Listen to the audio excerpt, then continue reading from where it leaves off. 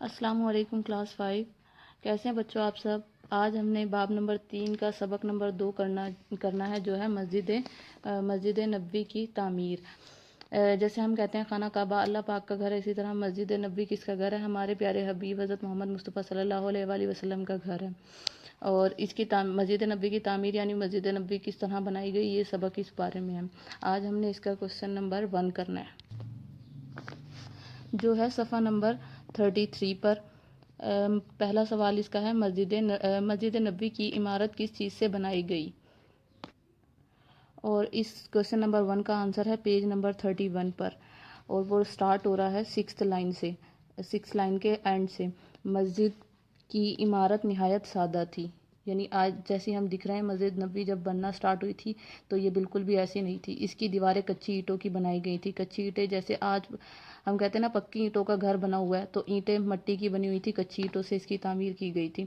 تھوڑے تھوڑے فاصلے پر کھجور کے ستون کھڑے کیے گئے تھے۔ کھجور کے ستون مطلب کہ جیسے ہم گھر کی چھت ڈالتے ہیں تو ہم ڈنڈے کھڑے کرتے ہیں یا بانس کھڑے کرتے ہیں نا، تو اس ٹائم پہ انہوں نے کھجور کے درخت کے ڈنڈے کھڑے کیے ہوئے تھے ستون یعنی پلرز بنانے کے لیے، اور ان پر کھجور کی شاخیں، پتے اور گھاس ڈال دی گئی تھی۔ ابتدا میں مسجد کا فرش کچا تھا، جیسے گارے کا بنا ہوا تھا، کچا تھا۔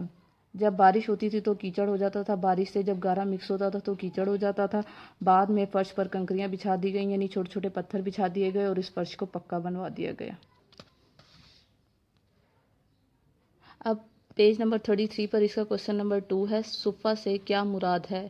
صفہ سے کیا مراد ہے؟ پیج نمبر 32 پر اس کا آنسر ہے، یہ دیکھیں یہ جو پیراگراف سٹارٹ ہو رہا ہے اس کے سٹارٹ سے ہی، مسجد نبوی کے شمال مشرقی حصے میں ایک چبوترا تعمیر کیا گیا۔ چبوترا مطلب ایک مستطیل یا مربع شکل کی جگہ تھی، اونچی جگہ تعمیر کی گئی، بنائی گئی تھی، جس کو صفہ کہا جاتا تھا۔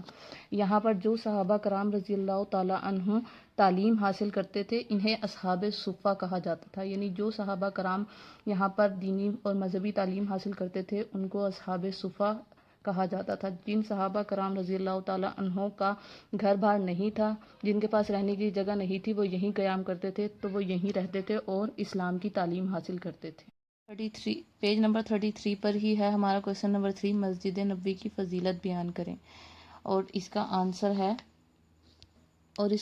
ہے پیج نمبر 32 پر۔